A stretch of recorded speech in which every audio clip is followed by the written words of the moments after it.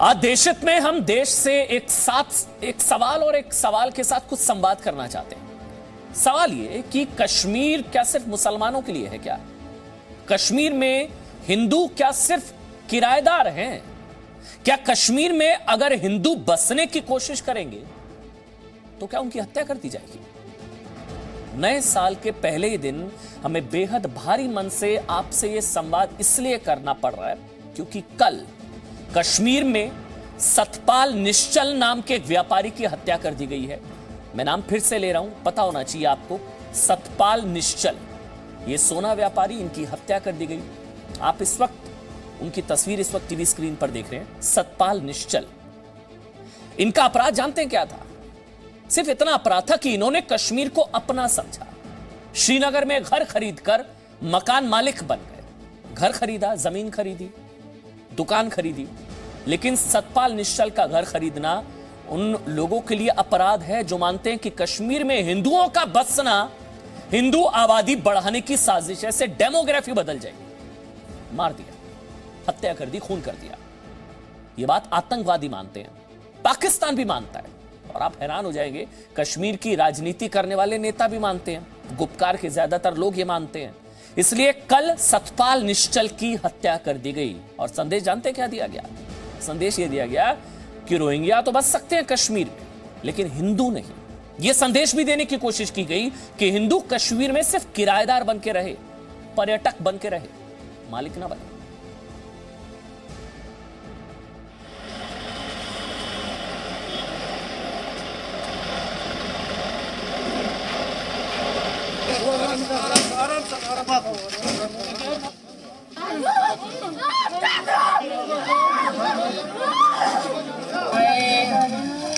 उसका बाप नहीं था, उसने मेरे बाप को मार डाला। उसको तरस नहीं आया, उसको तरस नहीं आया, उसको तरस नहीं आया हमारे पे।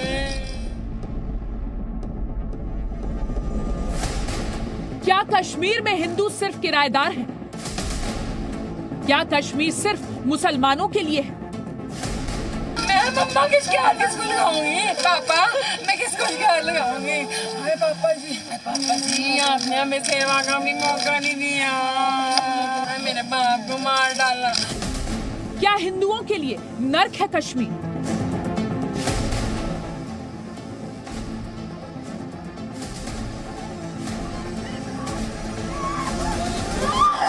श्रीनगर में व्यापारी सतपाल निश्चल की हत्या की गई।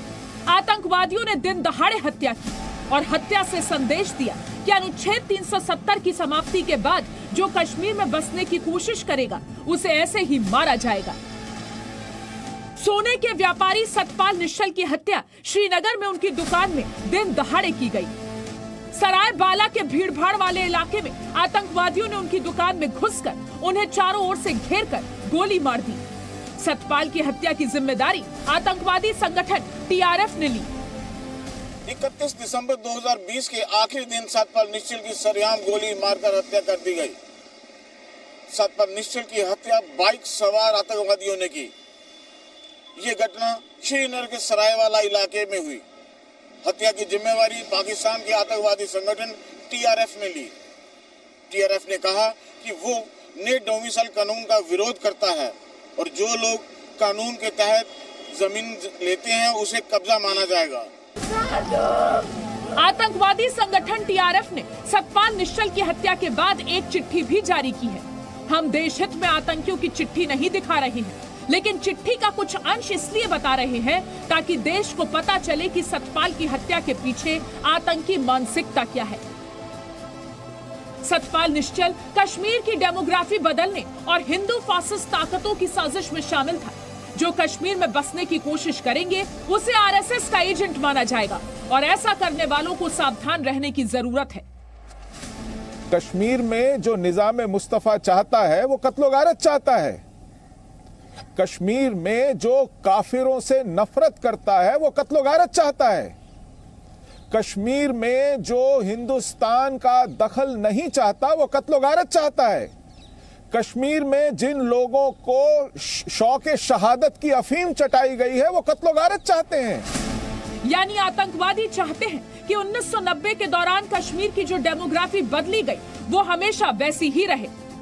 कश्मीर में गैर मुस्लिम ना बसे।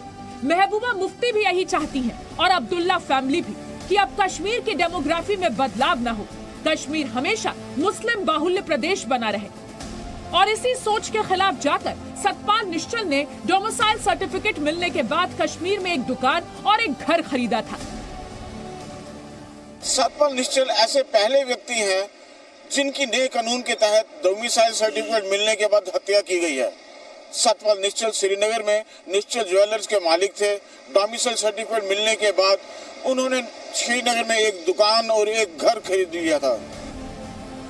सतपाल मूल रूप से पंजाब के अमृतसर के रहने वाले थे। वो लंबे वक्त से कश्मीर में रह भी रहे थे, लेकिन उन्हें निवास प्रमाण पत्र यानी डोमिसाइल सर्टिफिकेट अनुच्छेद 370 की समाप्ति के बाद मिला था। और इसके बाद उन्होंने आतंकवादियों की धमकी, पाकिस्तान की धमकी और कश्मीर में पाकिस्तान की बोली बोलने वाले नेताओं के खिलाफ जाकर घर और दुकान खरीदी थी।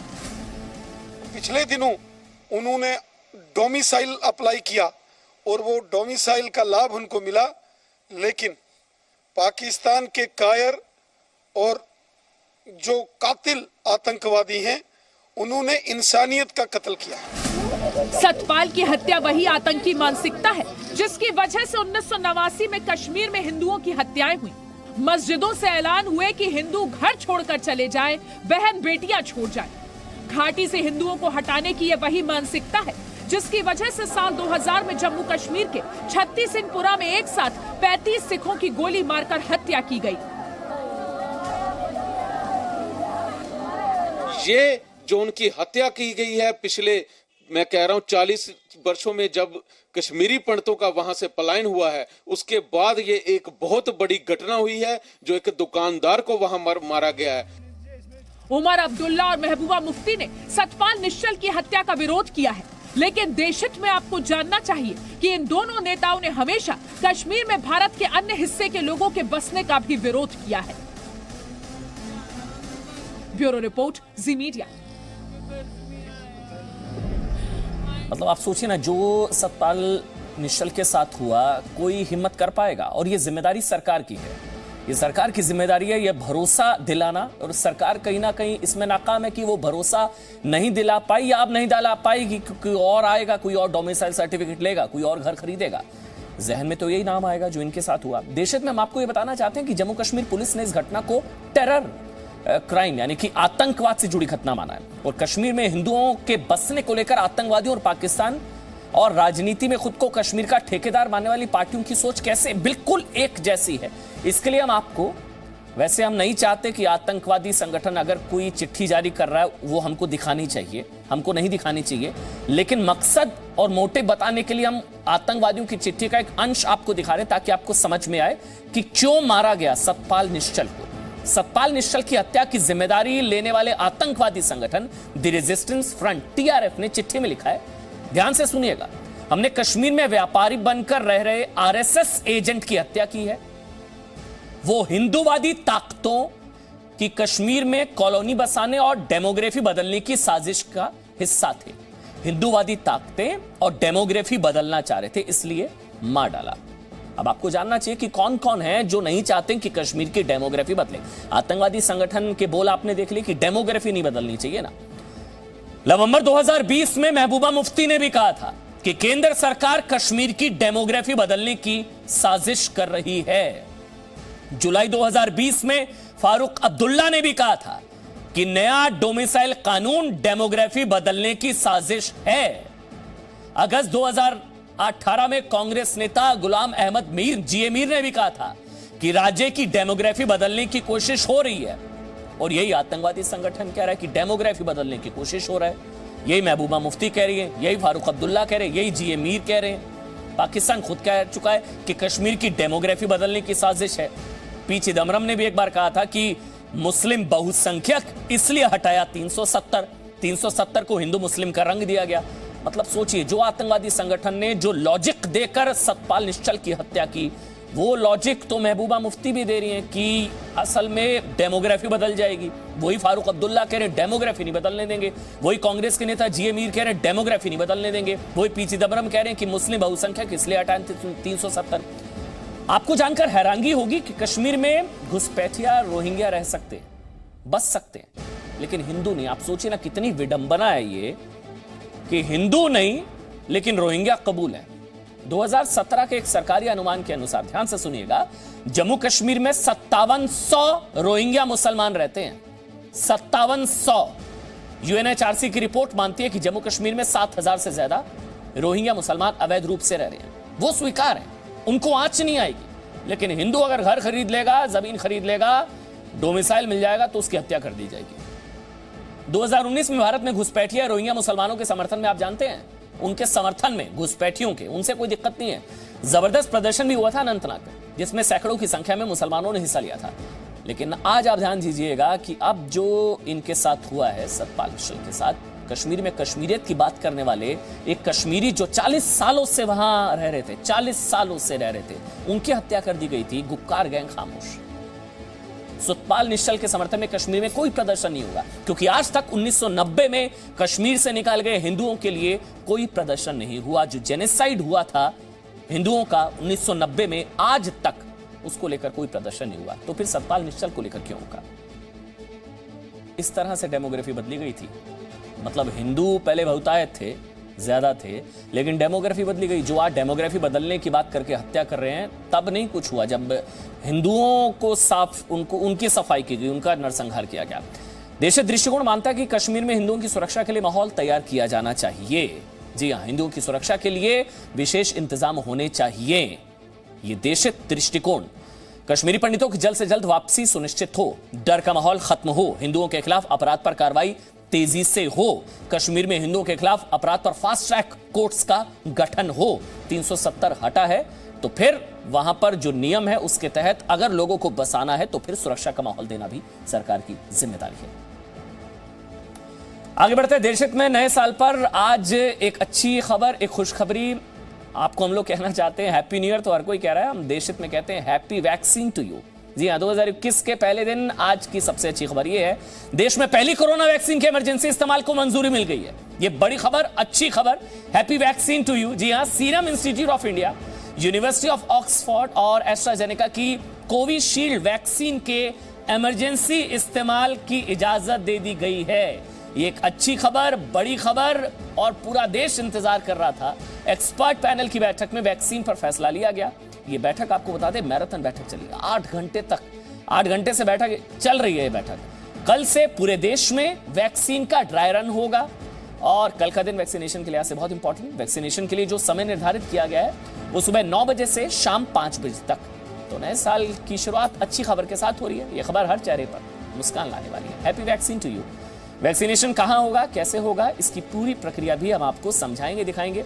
लेकिन उससे पहले वैक्सीन पर आपके कुछ जरूरी सवालों के जवाब आपको हम देना चाहेंगे। ये जानकारी आप चाहें तो नोट भी कर सकते हैं। मेरे को पता है सब तमाम जितने भी लोग इस वक्त देश हित देख रहे हैं उनके जहन में सवाल जरूर होंगे।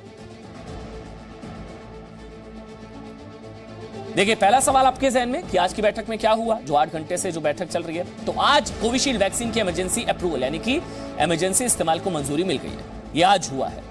अब आप कहेंगे इमरजेंसी अप्रूवल का क्या मतलब होता है?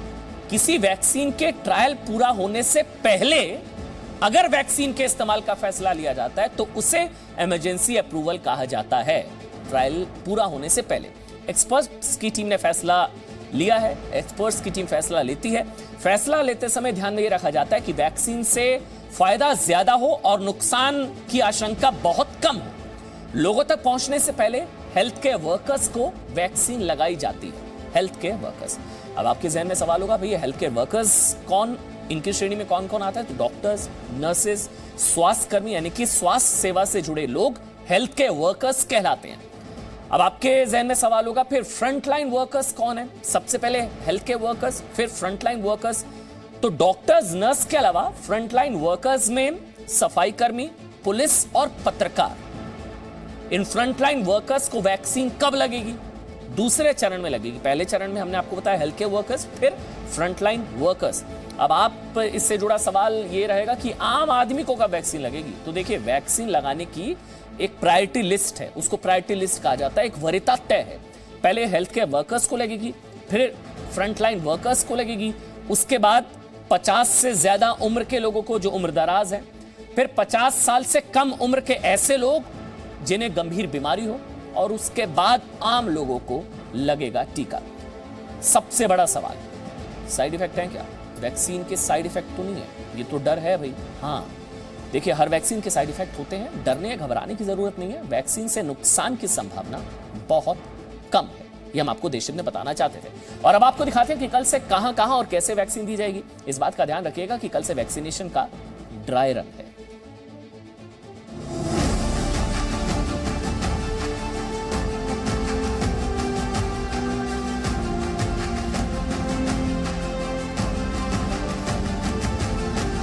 नए साल पर सबसे बड़ी खुशखबरी, कोविड के खिलाफ जंग की अंतिम जो चरण है, इसमें भी हम लोगों को भारी सफलता मिलेगी। नए साल पर सबसे स्वास्थ्यवर्धक रिपोर्ट। ये जो डीप फ्रीजर होते हैं, ये खास इसी तरह से डिजाइन किए जाते हैं जहां पर आप वैक्सीन को स्टोर कर सकते हैं।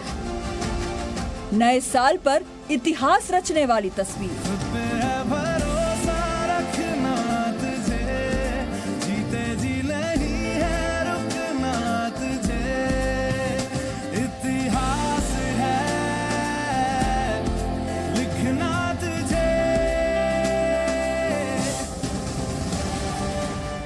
ये एक नोटिस है जो दिल्ली के पहले कोविड-19 वैक्सीन सेंटर पर लगा है।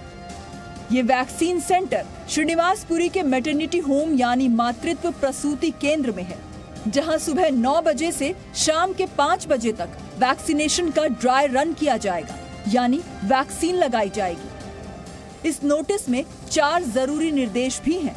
देश के हर वैक्सीन सेंटर पर आपको ऐसे ही निर्देशों का पालन करना होगा, इसीलिए इस नोटिस को ध्यान से पढ़िए। पहला, वैक्सीन लगाने के लिए आते समय पहचान पत्र लाना जरूरी है।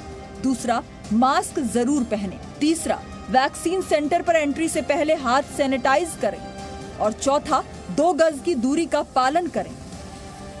4 निर्देशों की तरह इस वैक्सीन सेंटर में 4 काउंटर भी हैं।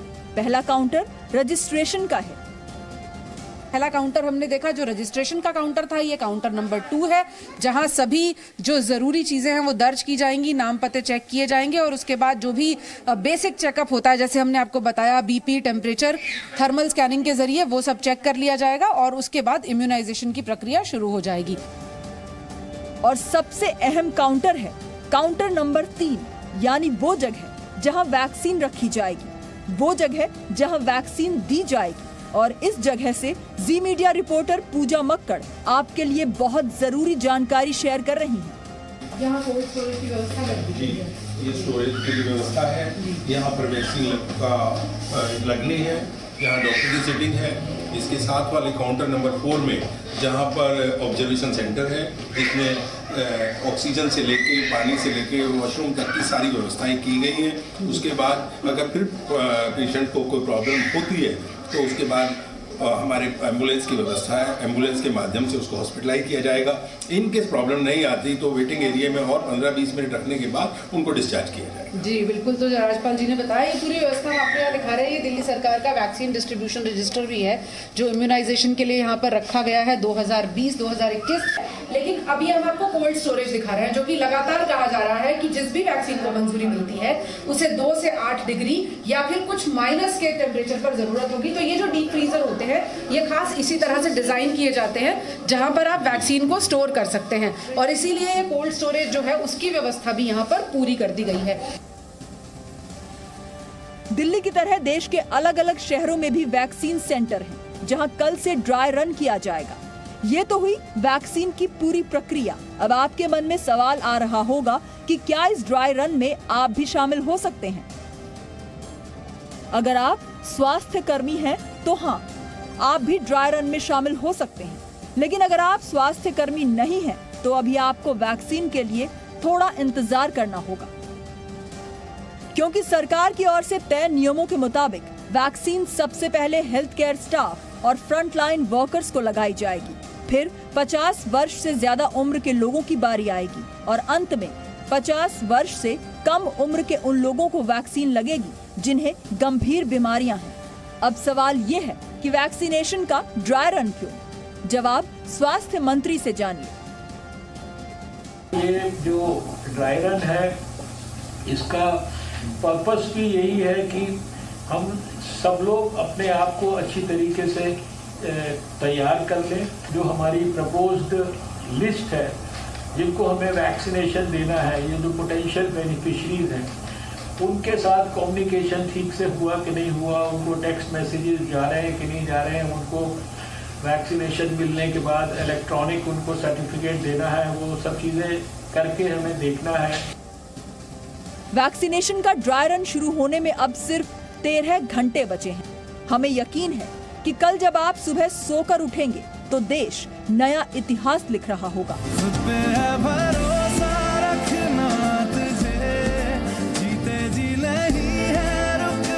पूजा मक्कड़, जी मीडिया, दिल्ली। कर्नल नरेंद्र कुमार को पद्म सम्मान के साथ साथ अर्जुन पुरस्कार, सेना का कीर्ति चक्र भी मिला। प्रधानमंत्री नरेंद्र मोदी ने, जैसा कि आपने हमारी रिपोर्ट में देखा, अपने ट्वीट में नरेंद्र कुमार को नरेंद्र बुल कुमार लिखकर संबोधित किया। अब आप सोच रहे होंगे उन्हें बुल क्यों कहा जाता है, आपको समझा देते हैं। जब नरेंद्र कुमार कैडेट थे तब उनकी सीनियर के साथ फ्रेंडली फाइट हुई। इस फाइट में नरेंद्र कुमार हार गए, लेकिन उन्होंने बहादुरी से मुकाबला किया और इसी के बाद उनके नाम में बुल जुड़ गया। बुल की तरह नरेंद्र कुमार भी बिना परिणाम जाने किसी भी चुनौती से भिड़ जाते थे। आगे बढ़ेंगे। आज नए साल का पहला दिन है और साल 2021 में आगे ऐसे कई बदलाव होने वाले हैं जिनका सीधा असर आपकी जिंदगी पर किसी ना किसी रूप में पड़ेगा। इन बदलावों को जानना और समझना आपके लिए जरूरी है। तो देश में 5G सेवा की शुरुआत हो सकती है। इस साल की दूसरी छमाही तक टेलीकॉम कंपनी जियो शुरू कर सकती है 5G सेवा। इंटरनेट की स्पीड 1000 Mbps तक पहुंच जाएगी। वहीं डिजिटल हेल्थ कार्ड की बात करें तो ये बड़ा अपडेट है, पूरे देश में इसे लागू किया जाएगा। कार्ड में रोगियों के डेटा को सुरक्षित रखा जाएगा। मेडिकल रिपोर्ट और मेडिकल हिस्ट्री की जानकारी एक क्लिक करने पर कहीं भी रिपोर्ट देखी जा सकेगी। अब एम्स की बात करें तो देश में 6 नए एम्स तैयार हो जाएंगे। ये गोरखपुर उत्तर प्रदेश में, आंध्र प्रदेश के मंगलागिरी, नागपुर के महाराष्ट्र के नागपुर, बंगाल के कल्याणी, पंजाब के बठिंडा और जून में आपको ये बता रहे हैं हम कि 5 एम्स बनकर तैयार हो जाएंगे। बिलासपुर का एम्स दिसंबर तक बन पाएगा। वहीं जेईई परीक्षा के बारे में बताएं तो वर्ष में 4 बार जेईई मेन के एग्जाम होंगे और ये 4 बार है, फरवरी, मार्च, अप्रैल एंड मई। अपनी मर्जी से कभी भी आप एग्जाम दे पाएंगे। जिस एग्जाम में अच्छे नंबर हैं उसे ही माना जाएगा। फास्टैग को लेकर अपडेट आपको देते हैं। इस साल से सभी कारों में फास्टैग जरूरी है। 15 फरवरी से हर कार में फास्टैग होना चाहिए। बिना फास्टैग के टोल पर 2 गुना चार्ज वसूला जाएगा। क्या आप रेल में सफर करना पसंद करते हैं? अगर आपका जवाब हाँ है तो अगली खबर आपके लिए है। आज से रेलवे की ऑनलाइन बुकिंग पहले से काफी आसान हो चुकी है। अब IRCTC की वेबसाइट पर 1 मिनट में 5 लाख लोग लॉग इन कर पाएंगे। IRCTC ने वेबसाइट में काफी बदलाव किए हैं। अब रेलवे कर्मचारियों के पास भी वेबसाइट के जरिए कर्मचारियों को पास मिल पाएगा। वेबसाइट में कौन कौन से बदलाव किए गए हैं और किस तरह से अब आम लोगों के लिए इसे एक्सेस करना आसान हो गया है, मेरे सहयोगी ब्रह्म प्रकाश डुबे की रिपोर्ट। हमें ये बताइए कि जो कह रहे हैं हम कि नए साल में आप नया तोहफा दे रहे हैं, लोगों को ट्रेन की टिकट बुक करना आसान होगा। क्या क्या फीचर्स नए जोड़े हैं, किस तरह से लोगों को आसान? ये हमारा वेलकम पेज आता है जी। जो लॉगिन पेज होता है, अगर आप देखेंगे इसका नया रूप दिया गया हुआ है। हमने IRCTC एक्सक्लूसिव लॉगिन्स को हाईलाइट किया है यहाँ पर प्रॉपर्ली, ताकि यूजर को ढूंढना ना पड़े कि लॉगिन कहाँ पर है। और इसके बाद हम या तो ट्रेन को हम बिना लॉगिन किए हम सर्च कर सकते हैं। सबसे पहला फीचर्स, इंपॉर्टेंट फीचर्स है कि हमने कभी कोई चीज़ सर्च की हो, वो सारी हमारी रिसेंट सर्च हमारी यहाँ पर आ जाएंगी इन द फॉर्म बॉक्स। सो ये हमारा ट्रेन लिस्ट पेज है जिसको हमने नए तरीके से डिज़ाइन किया हुआ है। यहाँ पर आपके फिल्टर्स हैं पूरे, यहाँ पर ट्रेन की लिस्ट आती है पूरी। यहाँ पर आपको एक ही साथ जैसी पेज लोड होता है उसमें जितनी भी क्लासेस अवेलेबल हैं और उनमें क्या अवेलेबिलिटी है प्लस उनके क्या फेयर्स हैं, वो सारा की सारा बिना क्लिक किए आप यहाँ देख सकते हैं। इसमें एक और बहुत अच्छा फीचर दिया हुआ है कि सपोज यूज़र को ये प्रॉब्लम हमेशा रहती है कि सीट्स अवेलेबल नहीं है और ट्रेन बहुत सारी दिख रही हैं। तो यूज़र को एक सहूलियत दी गई है कि आप किसी भी ट्रेन को सर्च कर सकते हैं with a confirm birth available है क्या। तो यहाँ पर एक ऑप्शन है ट्रेन विथ अवेलेबल बर्थ, ये वाला ऑप्शन, इसको आप सेलेक्ट करके करेंगे तो आपको वो ट्रेन की लिस्ट दिखेगी जिसमें सिर्फ अवेलेबल बर्थ्स हैं और बाकी जिसमें अवेलेबल बर्थ्स नहीं हैं वो लिस्ट में नहीं आएगा।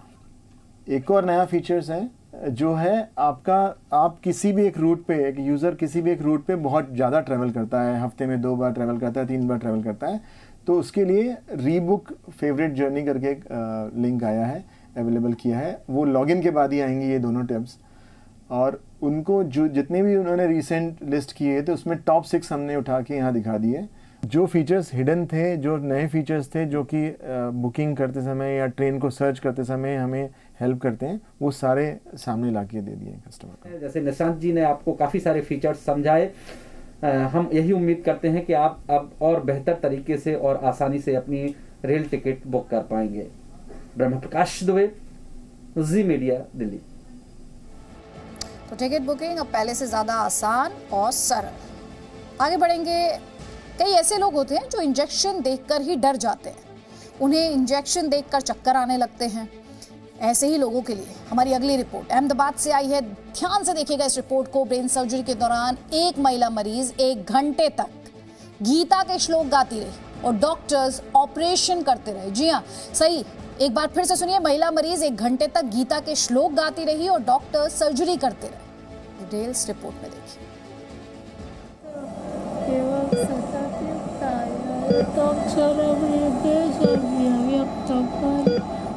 नाक में पाइप लगी है और सिर पर कुछ पर्दे की तरह कपड़ा लगा है और ये मुंह से कुछ बोल रही हैं।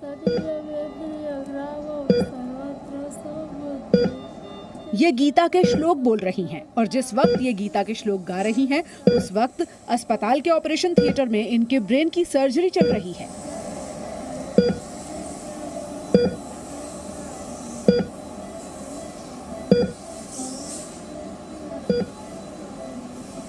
सूरत की रहने वाली 36 साल की दयाबेन बुधेलिया का ऑपरेशन 23 दिसंबर को सूरत में किया गया। इनके दिमाग में गांठ बन गई थी जिससे पैरालिसिस होने का खतरा था। इसीलिए डॉक्टरों ने गीताबेन को जल्द से जल्द ऑपरेशन कराने की सलाह दी। ब्रेन सर्जरी के दौरान उनका होश में रहना जरूरी था। तब गीता ने डॉक्टरों से ऑपरेशन के दौरान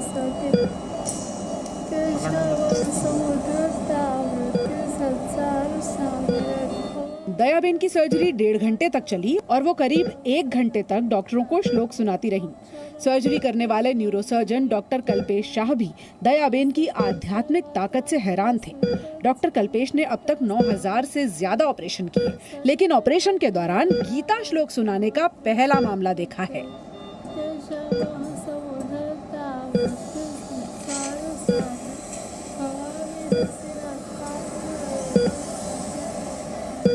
लेफ्ट साइड का ब्रेन जो राइट हैंडेड होते हैं उसमें लेफ्ट ब्रेन डोमिनेंट होता है।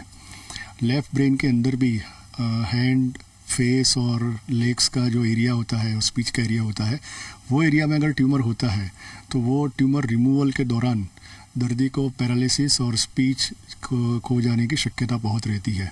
इससे पेशेंट को फ़ायदा रहता है कि ड्यूरिंग सर्जरी ही हमें पता चल जाता है कि कौन से पार्ट में पैरालिसिस होने की शक्यता है, तो वो एरिया को हम टच ना करके वो एरिया जो है उसको बचा के हम पूरा ट्यूमर निकाल सकते हैं।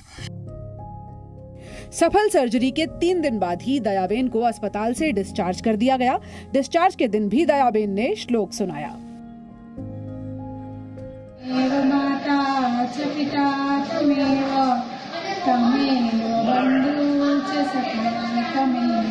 मुझे अहमदाबाद લઈ જયા અને ડૉક્ટર की सर्जरी में खूब घबराई तो डॉक्टरे पूछा कि दयाबेन तमारे शू बोलवू छे, तो मैं गीता का पाठ कंठस्थ कर्या हता। दयाबेन से पहले ग्वालियर से भी एक ऐसी ही तस्वीर सामने आई थी। पिछले साल दिसंबर में 9 साल की सौम्या ब्रेन सर्जरी के दौरान पियानो बजा रही थी। सौम्या को बिना बेहोश किए मस्तिष्क से ट्यूमर निकाला गया था।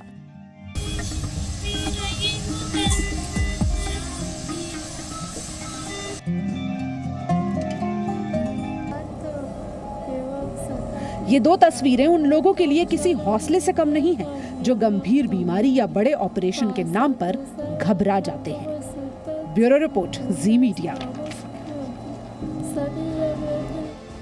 Presenting B News app, available on Google Play and App Store. Download it now.